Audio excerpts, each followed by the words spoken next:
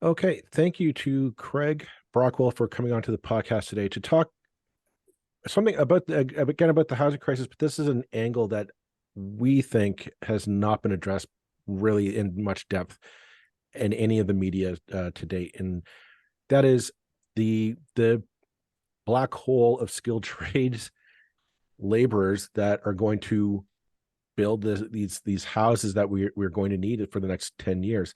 Craig, thank you very much for coming on to the 905er today. I appreciate it. As you said, an element of the well, I call it the skills trades crisis, but the housing crisis that actually, as you said, has been overlooked. So I'm pleased that you're taking it on. So, give us a sense of what the problem is right now, because we're hearing about, oh, we need to build, and I don't think anybody's refuting that fact. But we had a Twitter conversation, and you brought up a good point that basically who's going to do the building.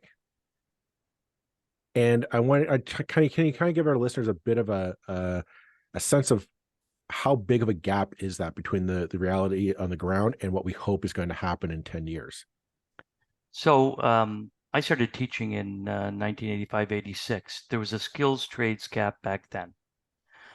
It exists today. It's probably been exacerbated. Hasn't been solved in the last whatever number of years. I'll look at it so that's a sort of a historical approach that it's always been around, at least as long as I've been teaching or been in government relations work.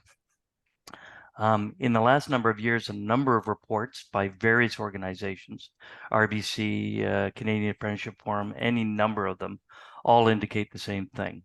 Over the next 5 to 6 years, close to 1 million journey persons will be retiring. And if I look across North America, because the US and other countries have the same challenge, for every 5 journey persons that are retiring, 2 are coming in as apprentices. So obviously it's a huge gap when we project that. And it goes across all trades. So pretty substantial. And again, fully vetted and fully reported by any number of reports. Now we keep hearing from our provincial government, they want to tote on the importance of skilled trades. Like that theme is not exclusive, I think, to Doug Ford or the Ontario PC government, although they have really kind of doubled down on it in the last few years, in my opinion. But we'll get to that later. I mean, I remember during the McGuinty years of the Liberals, there was a big push on encouraging students to go into the skilled trades through colleges and apprenticeship programs and whatnot.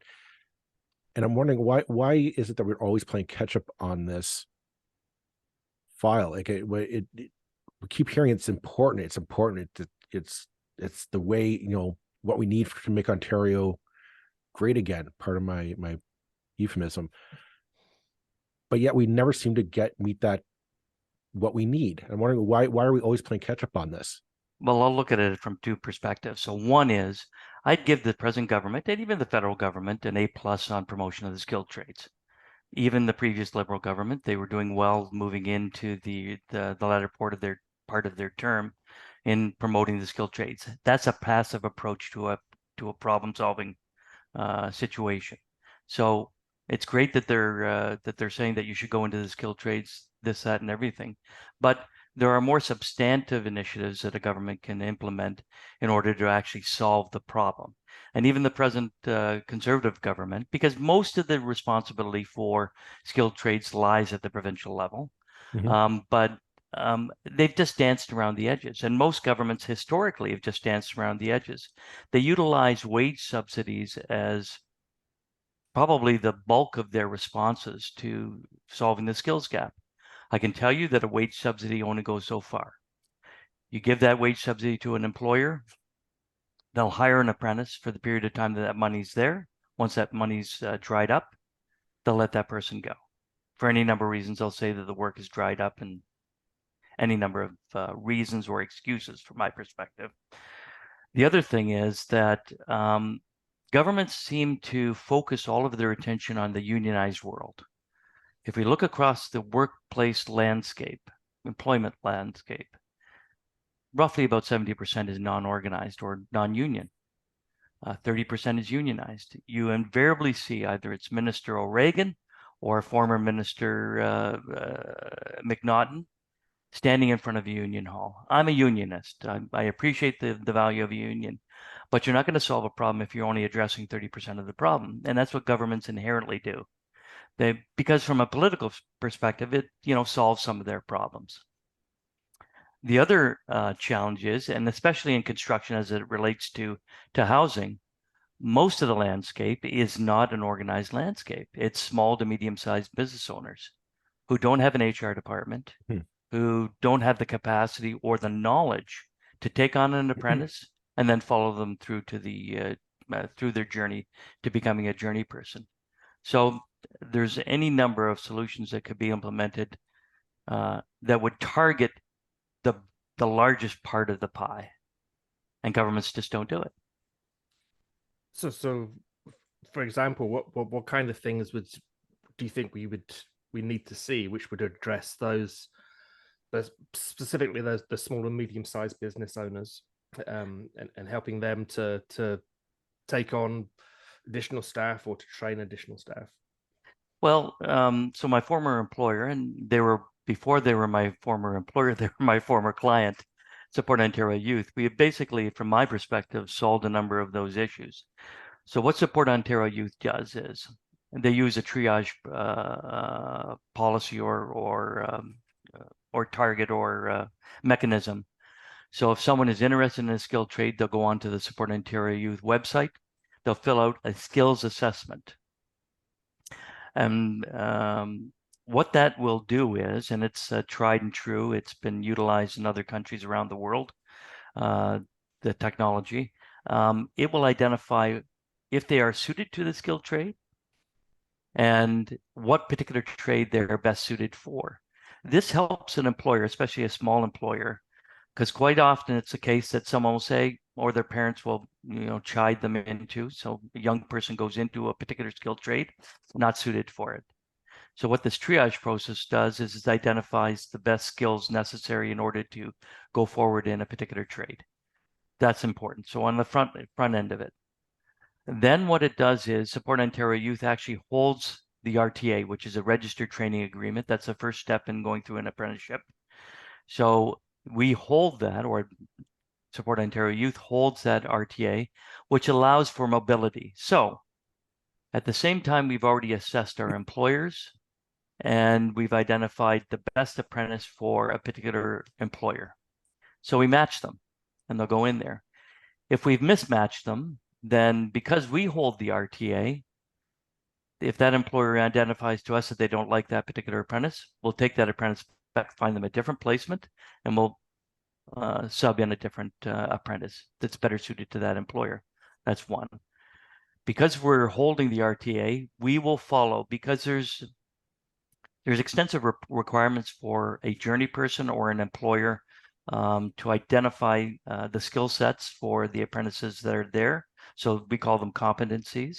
So that process is laborious often for someone who is, because many of these employers from small to medium-sized businesses are still on the tools. And in other words, they're still part of the work environment.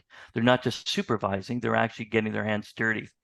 So you work a 8 to 10 to 12-hour day. You go home and you try and manage your business as you might expect. It can be taxing. So we take on those roles of the identification of the skill sets in conversation with the employer, the recording of them, and the transferring of that information to the ministry level. Then at the same time, we will provide wage subsidies or wage top-ups for the apprentice when they go into school. We provide mentors for both the employer and the apprentice, which is necessary. So we'll mentor the employers to say how to grow the business, how to manage the apprentices that they have in future, so on and so forth. If we have access to wage subsidies, we'll actually provide those wage subsidies to an employer, so on and so forth. So I guess just, I mean, I run a small business, very different field, not in this kind of field, but certainly we've had summer students and things like this over the years, which were funded by federal grants actually, but it doesn't.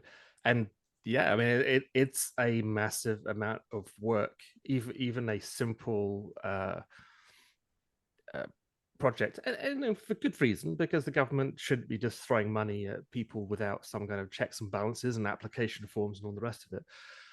But still, it's if you're a small business and you're, like you say, you're actually the boss is still the person who's doing a bunch of the work, of the actual work, so to speak.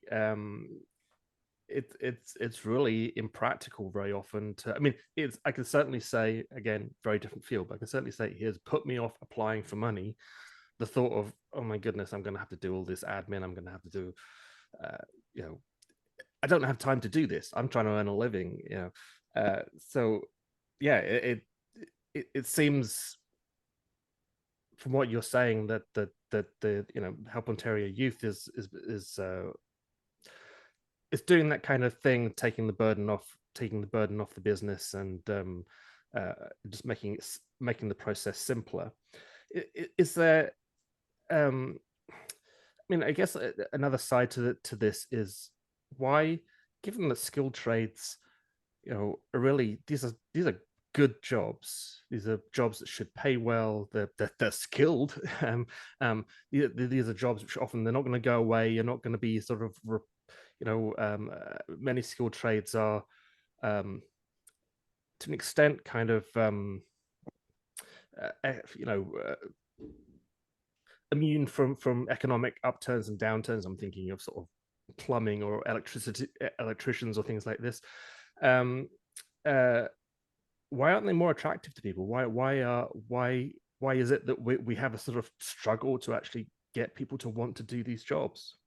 Well, I think it's a whole host of things, and I'll even look at myself. So I have two sons, 11 years apart, but when they were both in high school, they were high-performing academic students. So in the 90s, so they did well in school. They did well in math, particularly. They did well in English. Those are two of the traits that you need in virtually all of the skilled trades. But we as parents, we look at, I guess, the post-secondary work journey for most of our kids in this sort of fashion. So top to bottom, we look at university first, college second, and the trades, well down the list in third, and well down from there. But if we turn that on the side, we actually should be looking at our post-secondary education for our kids on a level playing field. You can choose any one of the three. So we look upon those as parents in a lesser light. So the skilled trades, we look upon them as a lesser light, or we imagine that you need to be less educated in order to go in there, or if you're having a problem in math or English, maybe that's where you go. I'll give you a perfect example. I'm teaching tech at the high school level in the late 80s. Guidance counselor comes down and says, Betty here, she's not very good in math and she's not very good in English. Craig, can you teach her to be a trade? Give her a trade. I'll say, well, in my mind, I'm saying exactly what I enunciated to you, that everyone's looking at it from a lesser light, including this academic person that's trying to find a path for the students. But you know what? I'll take the student on. Maybe they've got a learning disability. Maybe they don't quite translate the academic or the in-school portion to a practical environment. So we'll see what we can do. But in all likelihood, if they're not very good at math and not very good at English, they're not going to do well in a trade. So that's one of the things, is there's a stigma attached to the skilled trades. Secondly, starting in the mid to late 80s, I guess the traditional shops vanished from the high school environment. We went to what I call the pretty shops, where you would simulate some of the tasks that you would do in the skilled trade. You got rid of the auto shop, you got rid of the electrical shop, and so on and so forth. So we, at least in Ontario and probably across the world other than Europe, we got rid of those things. So those are two of the reasons. I wanted, on that note, I kind of want to bring it to the modern era. And one of the big things that Doug Ford and Stephen Lecce have been selling is you can leave high school at grade 11 if you want to go into to pursue an apprenticeship. I personally, I view this as has all fraughts of problems that I think will be evident down the road. But I kind of see where you're talking about that stigma of the skilled trades of you're because you don't do well at school. Well, then we're just going to put you into a skilled. You're just going to go be a plumber or a carpenter or electrician. Like it's a lesser career option. And I'm wondering, this policy of just getting kids out of high school faster to put them into skilled trades, what does the industry think of that? How do you view that? Does it harm? Does it help? Is it a good policy, or is it just we're going to have bigger problems down the road for these kids who just who are going into something to make a quick buck? I would assume. So terrible policy. However, the responses from the industry are mixed. And my sense is, because I had some ideas as to why it was implemented. First off, historically, there was a program similar to this implemented in the late 80s. It was woefully poorly adopted. There was, I think, in the program across the province, maybe 100 and 110 kids that actually went that route. Because I think most of those situations back then, the parents identified that they didn't want their kid going off at an early age into it because of safety reasons, because of any number of reasons. They probably felt they weren't prepared. From my perspective, when I saw it, I said, "Oh God!" So this is deja vu, number one, and number two, it's a terrible. So the government and other governments have always said, "Well, you know." It's a great venue or a great avenue to go is for work life, to go into a trade. And we're talking about the importance of the trades and so on and so forth. And now we're undermining it to say that you don't have to have your maths and you don't have to have your Englishes and you can go out into the workforce. I think it was pandering to some of the Ford government union friends.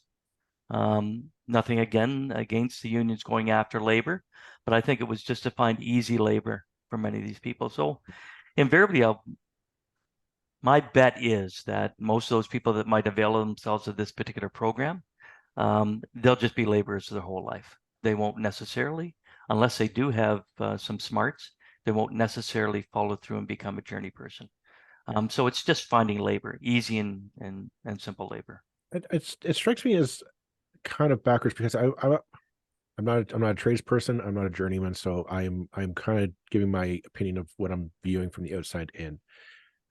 But I've always figured a kid who graduates from high school, goes to college to pursue an apprenticeship in whatever field that they want, gets the skills. The idea is, okay, I'm going to go out, get hired by a company, or figure out how to make a go of this, figure out kind of what is like practically to do the job.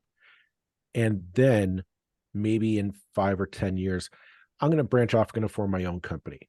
I'm going to take a loan. I'm going to become an electrician for hire because I see all these homes being built. And I say, you know what? I'm going to get a cut of that pie. I'm going to form my company. I'm going to go in and do the work or do the fix it jobs that need to be done. And to me, that's what I would do. Like looking back, if I had to It's redo it often all, the case. if I had to Yeah, it's redo it often like the case. 10, 20 years ago, maybe I would pursue that line of work. And I guess I'm just, it kind of comes back to the branding problem in my mind is that, you know, are we equipping kids to be able to make those choices? Say, because running a business is a lot different than just being a tradesperson. There's a lot, like you do need that math. You need to be able to understand the contracts and all that you're getting into, while at the same time you have a passion for plumbing, carpentry, electrical work, whatever the case may be. And like, are we just setting ourselves up for a bigger problem down the road where we In don't my allow? mind, yes. Yeah. Yeah. Yeah, we are. Without a doubt.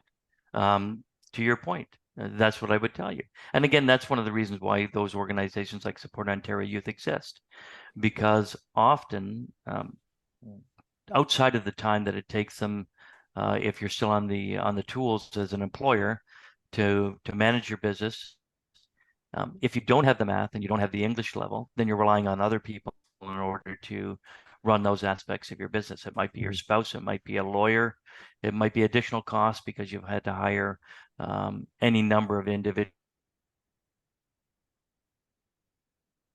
that business. So yeah, it's a real challenge, and it's just not going to get there, right? We are setting ourselves up for failure ultimately. What are we facing in the near and long term, Craig, in your opinion, if we don't figure out a way to get? Let me back this up. How do we get the skilled people that we need now to start building these homes if we're already behind the curve on this? If we have this gap, how do we fill it now so that we can start building the homes that we need to solve the crisis? Because we've heard our federal and provincial politicians talk about opening land up, development. We're going to make sure municipalities open up the pipeline to all these permits to get done to build the homes and rental accommodations that we need. And that's all well and good. But you're telling me like we're just gonna have empty lands because there's nobody there to build it. How do we get it done now as opposed to waiting 4 or 5 years down the road? Well, I don't think that it's going to be solved quickly or easily, to be quite honest. Which means that none of the targets that the governments at any level are putting out will be met. That's the reality. Again, you're not going to overnight solve the lack of 1 million jobs by any number of policies. Now, one of the ways that governments have chosen is to give a higher rating for immigrants coming in that might have a skilled trade, or once they're in here, targeting them or directing them towards a skilled trade. But immigration alone will not solve those problems overnight. So again, you have to implement a program that might be similar to Europe. So trade schools, in combination with what we're doing at the high school level. So that might be part of it. And again, implementing programming that helps small to medium-sized businesses to actually accelerate and take on apprentices. Again, moving the dial from 2 apprentices per journey person retiring to 3 or 4. We'll get to that point eventually, but it's not going to come quickly or easily. I'll give you another. I was in discussion about 1.5 to 2 years ago with a pretty large Ottawa builder. So they weren't a developer, they were a developer builder. And that's different than developers. Developers, many of them don't actually build. They just, it's speculation for lack of a better term, or maybe simply put. But builder. So 10 years ago, even during a crisis, even during a skills gap that existed back then, post-permitting, it took him approximately 8 months to build a house. The crisis has accelerated. So now we're at the point where we are right now. It now takes that builder 22 months to build a home. Huge gap. So you have additional costs as far as their carrying costs for their construction loans, et cetera, et cetera. The task of maybe trying out an apprentice and not having them, or finding other journey persons, or just simply the cost of labor. With scarcity, obviously, you can charge higher for your work done. So we're not going to solve it quickly or easily, but at the same time, they've got to implement, everyone's got to work together. And Joel, you would know, and so would you, Roland, that often governments think about issues in a silo. So it's simply put, a ministerial, let's say a labor issue, they'll leave it all up to labor. But labor is both the colleges, it's the high schools, it's the Ministry of Labor, it's the Minister of College and Training. So outside of the college program, the training aspect of that particular file. It's a taxation issue, any number of issues along the way. So they have to go outside, or you have to get a number of ministers working in concert and in collaboration actually to solve these problems. Government, and I understand why they do it. It's a 500 channel world. They're getting inundated with information quite often, again, because they've targeted unions as being their solution. They're only getting an opinion from a big builder like Ellis Dawn or someone along those lines, and big unions. So they're getting their I guess solutions from those two entities without going really deep and going to the small business owner and again asking them what they want, or those associations like the Ontario Electrical League that organizes electrical contractors, small to medium-sized electrical contractors. And there are others as well that do it. And then governments have to look outside of what you think is easily identifiable. So in order to build a house, I'm going to look at the electrical trades, the plumbing trades, the HVAC trades, and so on and so forth, carpentry, my own particular trade. But what we seem to not look closely enough, in order for all that equipment to, I guess, be provided or be serviced, you have to now look at the automotive sector. You have to look at the millwright and the machining sector. So rarely do you ever see, a minister of labor or someone from government look at those in the same way or in the same number of opportunities to the electrical or the carpentry or so on and so forth. So it's a host of problems that have to be solved all at the same time. And I don't think the government has the capacity or the inclination actually to do it. So in that way, we're not going to see it happen unless homes go to a modular construction method. But even then, that's still not going to solve the problem. So I'm normally the guy that's pretty optimistic. But on the housing file, well, you'll see it, Joel, on in Twitter, I'll say you can't do this without that. It's just simply put. No matter how many academics try and solve these problems, it's just not going to happen.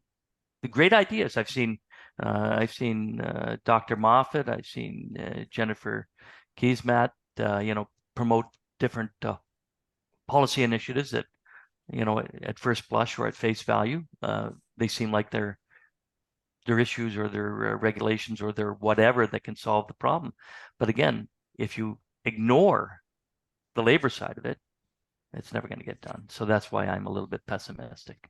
When we're talking, I mean, this is another side of the housing issue, which really takes up a huge amount of what we talk about on this podcast.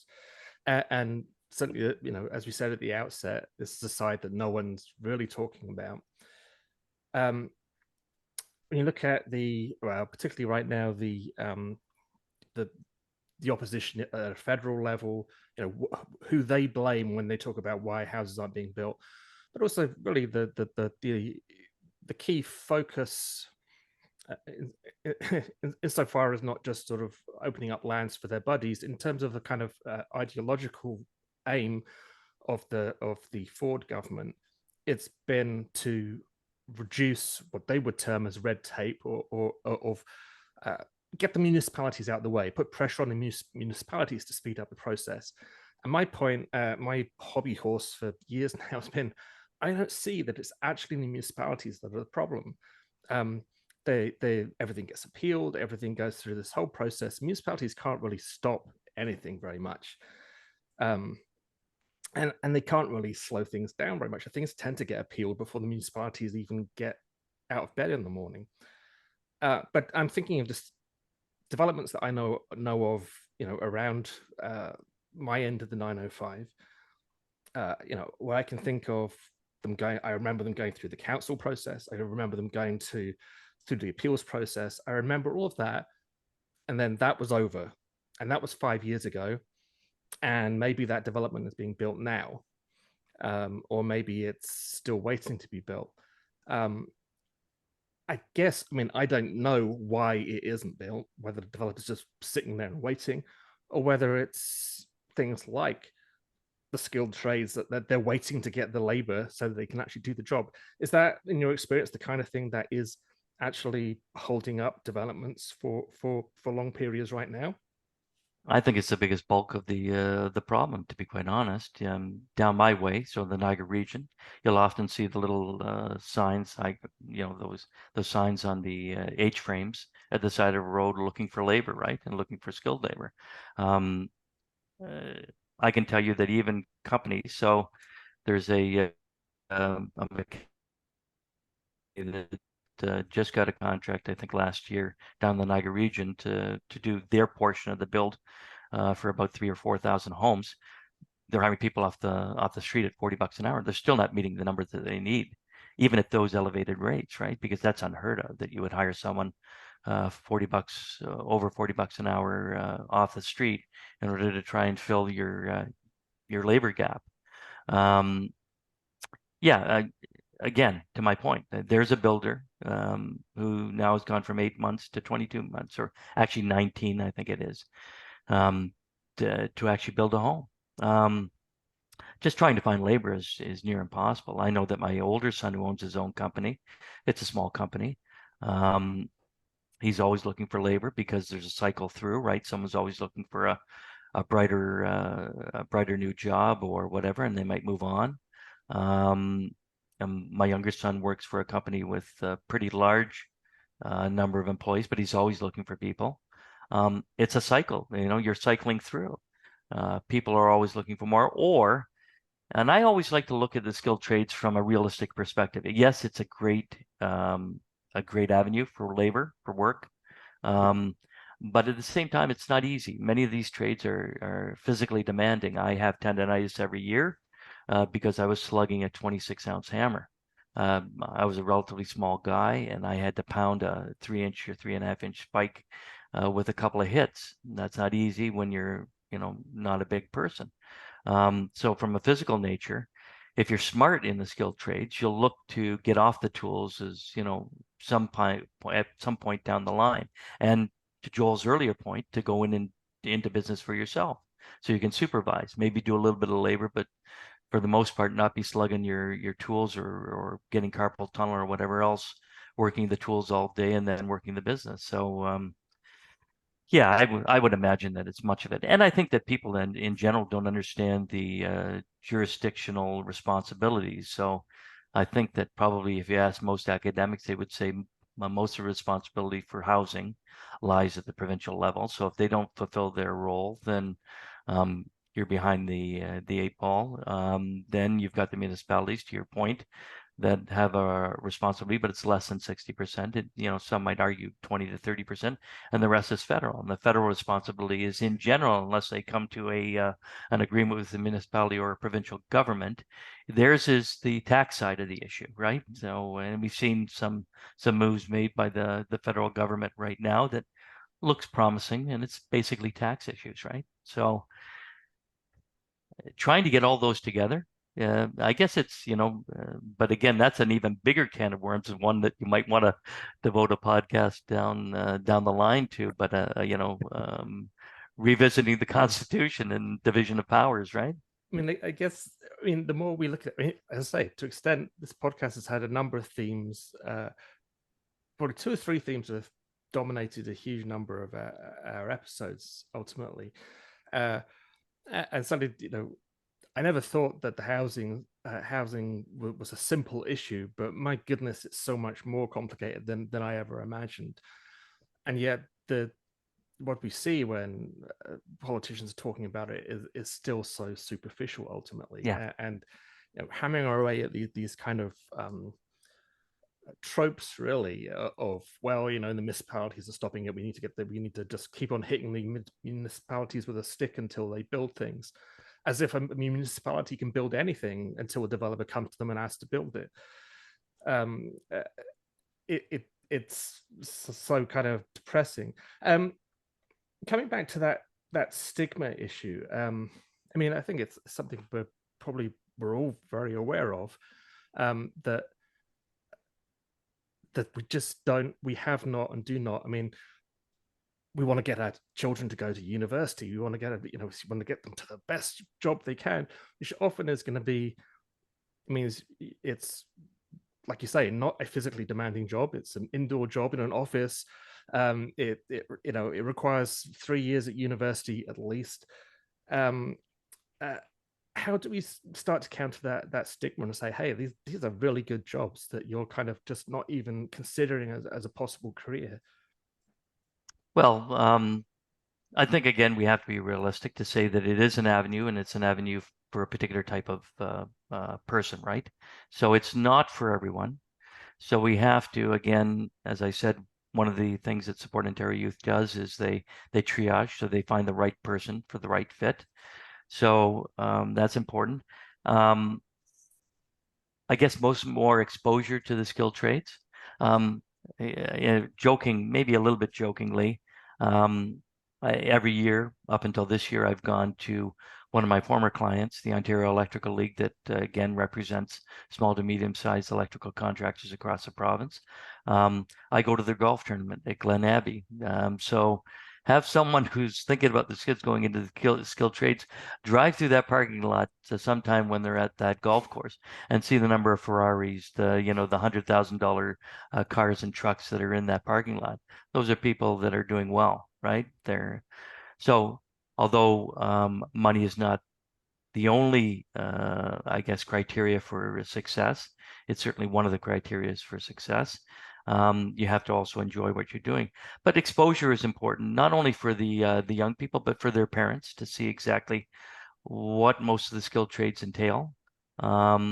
Perhaps as a society, we have to value those things. So one of those things that we overlook. So even these are all peripheral to actually solving the skilled trades. There is a need for cooks. I apprenticed as a young person in 2 trades. I followed through with carpentry, but I was apprenticing as a cook or as a chef, right, in the culinary arts. We need cooks. A lot of these restaurants, some of the restaurants have closed because there's any number of reasons why it happens. One of them was the pandemic, and they couldn't pivot to actually provide a takeout solution to their restaurants, so they may have lost it there. The other thing is that, and I say this, there are 2 things that I guess a great majority of people want to do. One is build their own home. Don't do it if you don't know what you're doing it. That's one. Or number 2 is own a bar restaurant. Don't do either one unless you know what you're doing. So I can vouch for that latter one, Craig. yeah, it's tough. It's tough work, right? It's a subsistence living, right? Unless you structure your restaurant properly. Again, I come from restaurants too, right? So, I've done a lot of things in my life, but you built your own home too, and it wasn't it wasn't. Side note, it wasn't an average home, was it? No, it was a straw bale home, and in actual fact, I went through a lien with that home as well. And so here's someone who actually. So when I worked in construction, I started off as a laborer, went on, got an apprenticeship, became a carpenter, journey person. Then because they identified that I had architecture in my background, I became a white hat. So I did materials estimates and scheduling. So here's someone that understands everything around the construction, building a home or building a structure. I still went through a lien. And those can be time consuming. Took me easily 5 to 7 years to solve that lien. And not to the person who liened me or to me, it wasn't in either one of our favors. It's sort of shaved down the middle as far as the solution goes, but I paid more than what I should have, and they got less than what they wanted. But all of those different things, it's so back to my original point is we need cooks in order to feed these people that are out working during the day. So whether it's the truck that comes by in order to feed them, so we need those people. Again, to a point that I made earlier, we need mechanics in order to service the heavy equipment that's needed in order to do this. But again, broadening, again, we have a tendency to think in silos. So not only government does that, but we as individuals do that. But look at all of these different things in a particularly different light, and maybe elevate the job itself. So most of the people in the service industry, in Europe, it's a trade. It's not a trade here. So around the world, they look upon these things that maybe we don't look on as a trade, but as a trade. It's one of the things kind of coming out of the pandemic. We reflected and said how it kind of upset that cultural notion that we all had of kind of the hierarchy of people, and we realized how much the people supposedly at the bottom of the ladder were important. The tradesperson, the as you said, the cooks, all those people that we initially kind of said, okay, that's you're kind of lower on the rung. We realized, oh my gosh, they're so important just for the basic functioning of society. And I thought, okay, maybe we're going to kind of see like a bit of a reshaping of how we look on that. And that hasn't really happened. I keep hearing one of the things we've heard regarding the housing crisis is that it needs to be kind of a wartime footing to approach it. And as you're talking, Craig, that kind of came back in the back of my head. In that, if we remember our history, and Roland, you probably remember this as a historian, during the Second World War, the average Joe front person, the person on the front line, was hailed as a hero. They were the one getting the job done, and the country was there to support them to fight fascism. And I'm like, why don't we have that same attitude of that towards the tradesperson, that you're going to solve this crisis? It's not the banker, it's not the politician, it's not the counselor around the council table, it's the tradesperson who's actually going to build our way out of the crisis. And I know it's a potentially a very simplistic solution, but I'm thinking in terms of branding to encourage people to say, I want to get into this. Is that a way to kind of reapproach this problem? If our politicians put that campaign of the hero of the housing crisis is the journeyman, the tradesperson, the electrician, the carpenter, the plumber, the mechanic, those the heavy people, duty mechanic, all those people. And we're also going to, I mean, we're talking, this is an asterisk, but we've had on the podcast Flavio Volpe of the Auto Parts Manufacturers Association, and he's talking about how the auto industry is shifting from the traditional internal combustion engine to the electric car. And we've always said, well, what happens to those people who are busy building carburetors and exhaust systems and all the stuff? Those are highly skilled people. You know, just all those shops that are used to building those internal combustion engines. That's a wealth of resources that we can capitalize. Say, come on and start building the parts we need for the housing. I'm not saying it's the solution, but it's just one of those. If we start going down that path of we champion these people as the heroes of the housing crisis, you know, we've got a 10-year fight ahead of us against this monster of our own creation. Could this just be a way of just like, let's start doing it, and we're gonna put the focus on the person on the ground putting the nail into the wall. So with Support Ontario Youth, I had proposed to our ad folks that maybe we take on an approach similar to what happens. So as parents, you know, if our kids go off to university or they graduate high school or they graduate university, we'll put an ad in the newspaper that says my son just graduated or my daughter just graduated from the U of T at this and so on and so on. We're so proud, blah, blah, blah. Well, why shouldn't we as parents be saying, my son just achieved his journey person status in electrical or carpentry or so on and so forth? So you could start with an ad, you know, an ad by something along those lines. So just put the, you know, that ad with, you know, celebrating your kid's success in the skilled trades.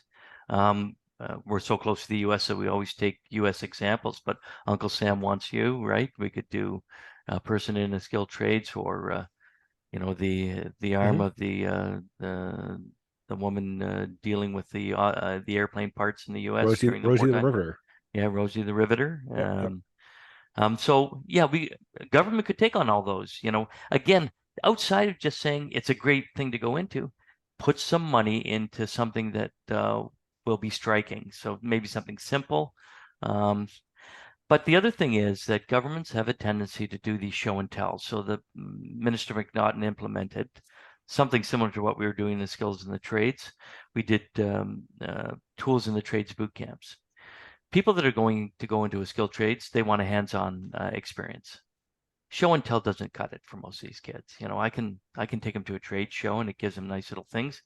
I can tell you that being an educator over the years, taking my kids to these show and tell type environments or experiences, most of my kids didn't go into a skilled trade.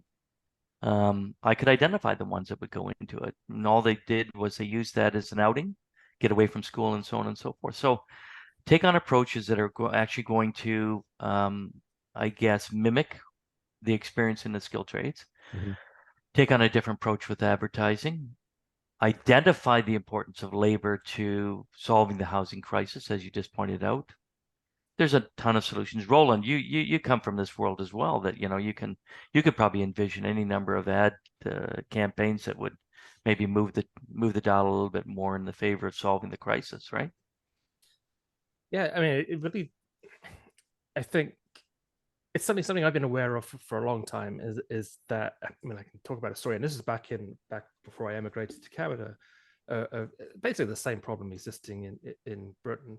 And a colleague who was a professor, the head of department where I was, he was proud that his son was not going to go to university, but was going to become a tradesperson, because it's like, well, they're gonna, he's going to earn more than I earn as a head of department. They're going to have now he had tenure, but most academics did not have tenure. He's going to have a job for life because plumbing isn't going away. I don't know if it was plumbing; it was something one of those jobs. The heavier trades. Which one it was. Yeah, it's like those jobs don't ever go away, because even if there's a house, even if housing isn't happening, there's still a hell of a lot of people who are going to need maintenance done. And it was actually he kind of changed. Yeah, we think, far too many parents think, well, if my child goes down that route, that's a failure. That's the third, like you said at the start, that's the third option. You go to university, you go to college, you go into a trade, and that's completely wrong for so many reasons. And there are so many jobs that require a university education that aren't actually particularly good jobs and aren't going to make you particularly happy or wealthy or give you job security or guarantee that you'll still have that job in 30 years time, because it might, things change and might go away.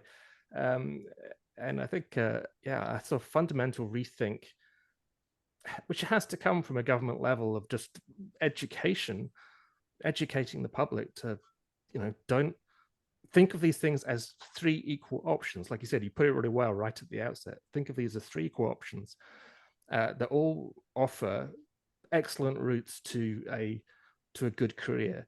But yeah, I mean, it's a global problem to an extent, that we have this cultural bias towards getting your child to university. And then, I went to university for far too long, so it's a bit rich for me to say that that's wrong.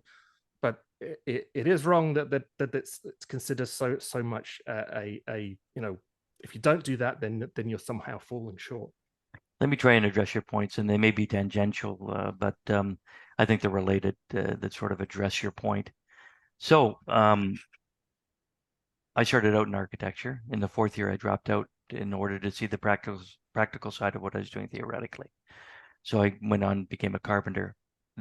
Having the carpentry made me a better architect, and vice versa, right? They enhanced both aspects of it.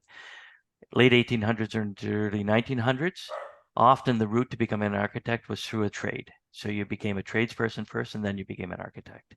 So maybe integrating these programs that actually touch on both the university side and the trade side might sort of acquiesce some of the reservations that some parents have. Maybe that's a solution. I can tell you also, with Support Ontario Youth, quite often the people that were going to come out to a Tools in the Trades boot camp, they were coming out because their partner or their parent saw an advertisement, on CHCH or one of the other TV stations, or heard it on the radio in one of our ads about this opportunity to try and get into the skilled trades. So government targeting these towards the parents, towards the spouses, the partners, to try and get them interested in actually suggesting to their responsibilities, their familial responsibilities. Why don't you go into this particular skilled trades? So yeah, I think that the government could put a fair amount of investment into some of that advertising, and maybe even more than just a simple ad. I think that we've got to, maybe the government could be supporting some articles or a series of articles in the newspaper. So the Sunday columns that follow week by week by week, to try and get people through, whether it's digital or whether it's the paper. I'm still old school. I like to have the newspaper in my hand, but I look at digital as well. But they could do all of those things, or promoting those organizations that actually are turning the dial. Because one of the points that I didn't mention is, we always talk about trying to get the person in there, but you need the supports in order to maintain retention rates.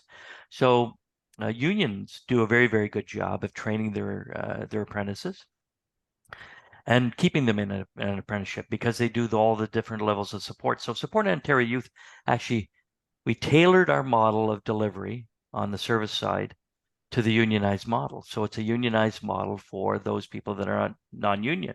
That was our original intent.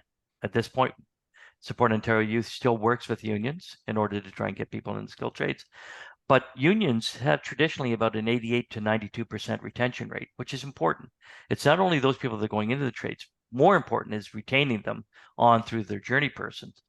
Support Ontario Youth has a 90%, 97% retention rate, so even higher than the unions. So we have to look at the problem again from a number of different angles. So not only entry into it, but retention, not only looking at an apprenticeship, not only looking at an apprentice, but also looking at the employer side of it, looking at the tax side, looking at the labor mobility side, all of these different things. One of the companies that we work with, Blue Branch, deals with labor mobility, right? Bringing labor from those areas where there is high unemployment and people need jobs to areas where they can't find work. So they'll move them across the country. They did it historically in Alberta, bringing people from the east to the west, but now they do it in Ontario. So they take people from one area where they have higher unemployment to an area where they have the need for that labor. So again, looking at it from all different aspects, targeting parents, targeting maybe government, initiating some broad advertising, and maybe some more journalistic approach to actually educating people about the skilled trades. It sounds definitely like we're gonna have to. It's not a simple, quick, easy campaign to fix this void. So yeah, which is kind of the theme that we've heard about the solution to the housing crisis. No matter where we turn, it's never a quick, easy, oh, that's the simple fix to solving this particular aspect of the crisis. So I'd say our time is coming up on the episode. So Craig, I want to thank you for coming on to talk about this not talked about side of the housing crisis. We thank you very much for your time to come on and shed a little light on what's needed to be done to get nails into the wall and pipes into the homes and all that needed stuff. I appreciate you giving me the opportunity. I would have pointed in on an architectural approach that might help as well, but that's maybe for another day. We'll see. Well, that sounds be a great conversation. Maybe that's a part two. Time. Yeah, part two. Maybe a part two. Yeah. Anyway, I appreciate the opportunity. Hopefully, some folks maybe are educated a bit, or maybe they'll go to a Support Ontario Youth website again. They're no longer my employer. I've retired and enjoying as much as I can life, but find an opportunity. And Support Ontario Youth is not the only organization that'll provide you a route to a journey person status in a particular trade. So fantastic. All right. Well, thank you, everyone. And we'll talk to you on the next episode. Bye-bye. All right. Great. Take care.